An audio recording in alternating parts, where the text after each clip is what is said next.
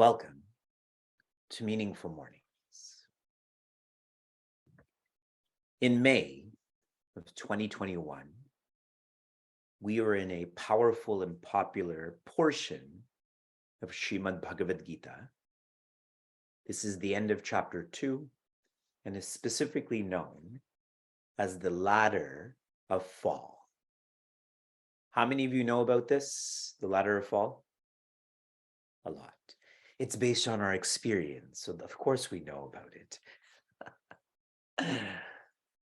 As a reminder, from where we start, there are 8 steps that we start to fall down. They are being distracted,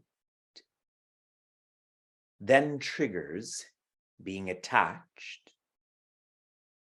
which triggers being desirous, which triggers being angry.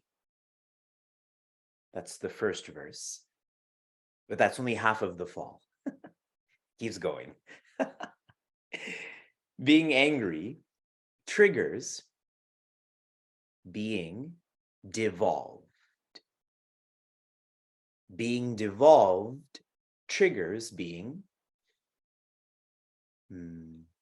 amnesic. I want to make sure I'm getting this right. Devolved, amnesic, that's right.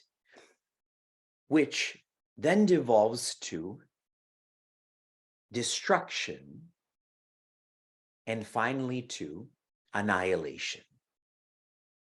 The second verse, one becomes devolved, amnesic, destroyed, as in their intellect becomes destroyed, and then annihilated their whole opportunity. Do you all remember that?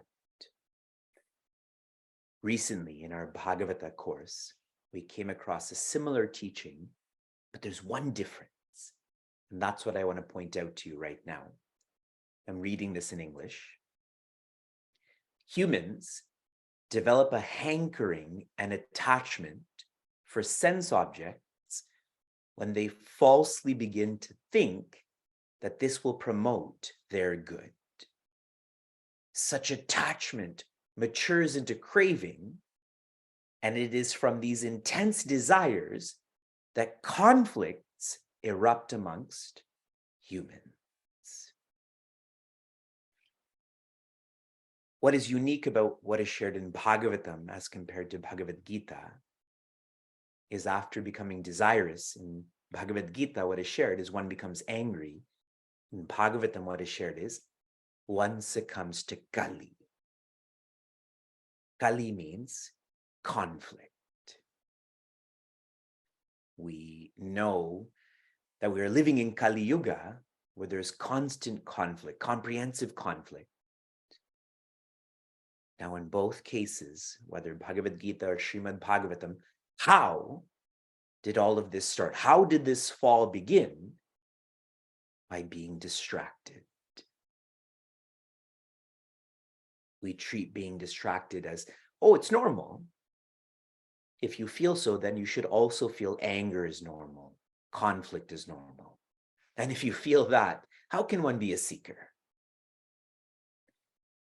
Meaningful Mornings is a program, a constant, comprehensive program, encouraging us to be focused.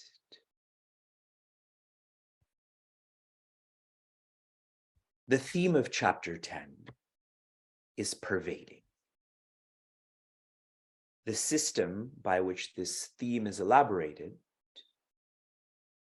the great is pervaded by the greatest, and the greatest is pervaded by God. Everyone remembers that? This is magnified in chapter 11, where the theme is presence. The great is shown, visually shown, from audio to visual. The great is in the greatest, and the greatest is in God. Which is why this chapter in Sanskrit is entitled Vishwarupa. Now, a critical point for our understanding here, pervaded, in, The most practical word to feel this is depends. The great depend on the greatest depend on God. What do you depend on? And if one is not depending on God, then that's living in a false way, because all of chapter 10, all of chapter 11 is sharing this in an audio-visual format. Prince Arjuna understands this, which is why he has clarity. Prince Arjuna sees this, which is why he has conviction. But it's not enough. He is not being what he's understanding and seeing, which is why he doesn't have confidence. Understanding Sri Krishna is great. Seeing Sri Krishna is the greatest. But the fulfillment of all of this is being Sri Krishna. Soon we will get into the final third of Bhagavad Gita, where the theme is Asi. Asi means isness. Prince Arjuna is Sri Krishna. And this is communicated in verse 50 of chapter 11. Prince Arjuna's lack of confidence is presented as bhaya, fear. Fear for what is not comfortable to him. In verse 50, and now the verse that will come today and more so tomorrow, we come to understand and see that Sri Krishna never gives up on Prince Arjuna. Though this is how Sri Krishna looks, he modifies how he looks for Prince Arjuna. Remember, I told you in chapter 11 at the beginning, how Sri Krishna looks is actually the Vishwarupa, but Prince Arjuna has these blinders on. And then Sri Krishna gives him these divine eyes. What he does is remove those blinders. Now it's like he's putting them back on for Prince Arjuna. Sri Krishna never gives up. We also are to never give up. We may have blinders now, but we have to work for those blinders to come off. A way to really relate to this is sometimes we have bad days. These bad days come from our moods, what our mind is going through. Bad days, bad moods, you may not be able to engage in as much sadhana or discipline as you're used to. Chanting lots, contemplating lots. Bad days, bad moods. Don't give up on your sadhana. Don't give up on your discipline. Just simplify it. Makes sense. The other day when I was driving to London, I was running out of time and running out of gas. And so I just wasn't using the accelerator as much. The more I use that, the more inefficient the car becomes. Makes sense. I didn't give up. Oh, now what am I going to do? No gas, no time. But I just simplified how I was driving. We will not give up. And especially when we're all together. I'm appreciative of yesterday's efforts by everyone on Facebook and Instagram to write Shanti. That if you're part of this community, let me know, let us all know. I'm encouraging everyone again, especially those on Instagram. So many watch on Instagram, but only few Shantis came in. I want to see you. Before we get into the next verse, one more important word from verse 50 was iti. Iti implies a conclusion. One thought has been completed, a new thought is starting. In this chapter, verses 1 to 4, is Prince Arjuna praying.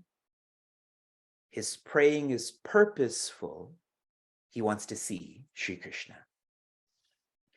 In verses 5 to 8, Sri Krishna answers his prayer. He shows him. In verses 9 to 14, Sanjaya orients Prince Arjuna to see Sri Krishna more fully. It's like if someone can't see something in a room or outside, you eventually you hold their head and point them at this. It's right there. And then in verses 15 all the way to 50, what has been different about these verses as compared to most of the verses that we've studied? The meter changed. I'll explain some of this context. Bhagavad Gita's most common meter. A meter is a rhythm. Why are there meters? Why are there rhythms? Because it's easier to learn this way. Children learn through song, correct? You add a rhythm, a meter to it, like the ABCs, the months, and so on. We are the same way. So Bhagavad Gita's most common meter is known as Anushtubh, also known as Anushtup. Anu means to follow. And Shtub, Shtup means to establish. So Anushtup means to follow, to establish. The rhythm is in such a way that if you follow this, this teaching will be established in you. There are 4 quarters. They're known as padas. Your feet are also known as padas. Your feet, you follow them, correct? Your feet keep you established from falling. Each of the quarters in the Anushtup meter has 8 syllables. But from 15 to 50, it's not Anushtup, it's Trishtup. Another 3 are added to make it 11 syllables per quarter. Now, if you're lost in everything I'm sharing, don't be lost. But secondarily, it's to add this dramatic effect. Chapter 11 is one of the most dramatic chapters of Bhagavad Gita, hence why the meter is changed. But now in verse 51, we come back to our common meter. Arjuna uvacha drishtvedam manusham rupam tava saumyam janardana idanim asmi samvrittaha sachetah prakritim gataha. Prince Arjuna shares, Drishtva, seen, what I just saw, idam manusham rupam, what I just saw is now your human form. How is this human form? Tava saumyam, it is your expression that is soft, that is gentle. O Janardana, which is another name of Shri Krishna. Shri Krishna has showed Prince Arjuna his common form, and now Prince Arjuna is stating this. Before I get to the next line, I want to zoom into the word Janardana. This is one of Shri Krishna's best names. Jana means people, us. Jana also means beings, like a jandava, an animal, a plant, and so on. Arda, A-R-D-A, means torment. That which causes us pain inside and outside. And na, what does na mean? No. Shri Krishna is the one who ends our torment inside and outside. And yesterday I'd shared the thought that if you're a thinking person, you're not just thinking about yourself, you're thinking about society, which helps you to tune into you work hard and smart and get what you need inside. And whatever is gifted to you outside, you gift away. to those who need that, who don't have such an opportunity. That's why many people quote, Jana Seva is Janardana Seva, correct? Serving the people is serving Sri Krishna, but do you serve the people? And that will only come if you're thinking about the people. So don't take the word Janardana casually. This is a vision. Idanim asmi samvrittaha. Now that I've seen your normal form, I feel normal also. Samvrittaha, I'm composed. Sachetaha prakritim gataha. My mind has come back to what it's usually like. Shri Krishna now looks like Prince Arjuna remembers, and so Prince Arjuna is not feeling fear, he's feeling normal. Now, a few insights into this is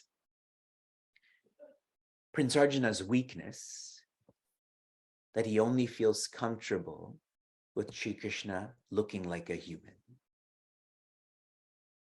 We experience that where we tend to only be comfortable with our people. And if it's not our people, it's your people. Remember, I told you that person in the neighborhood talked about my people. So how pervasive this notion of our people, your people is. And that's why to have a guide in one's life, a guide is compassionate. We know that Sri Krishna is compassionate, but that guide doesn't end there. Shri Krishna doesn't end there. That compassion is followed by challenging your comfort zone. You think Shri Krishna is going to be okay with Prince Arjuna experiencing fear? Obviously not. There's 7 more chapters. If you're being challenged to burn down your comfort zone, embrace that. Be tireless in your effort until you feel confidence. You understand, you see, and now you're being Shri Krishna. You think Shri Krishna is experiencing fear. That's our potential also. From inspiration to application, your application yesterday was to feel that you're a part and to serve the parts. I'm in London right now, and I'm facilitating a youth camp with Shankarji on calmness in chaos. You wish you were in high school with us right now. And I very emphatically shared with all of the high school students, chaos is stress, anxiety, dejection. Where is it? Not outside, but inside.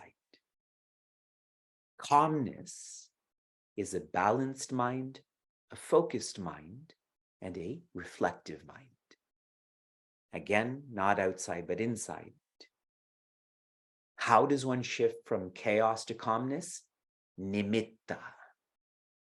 Be a part that is serving the parts, and you will get yours. You will get that calmness through having a balanced mind, and so on. Your application for this morning is to register for our silence retreat. It commences in 1 month. Our silence retreat is a great investment. In our last silence retreat, I insisted that everyone on our crew be part of the silence retreat. That way they are tuned into this vision so that their service can follow. I shared the same with our parents yesterday. And right now, being in London, the London seekers here shared that they're ready to host a silence retreat physically. So this may be one of our maybe last virtual retreats, and we may have our next physical retreat here in London. So make use of this opportunity. Shanti, Shanti, Shanti. Be safe, be sound, be serene, be joy.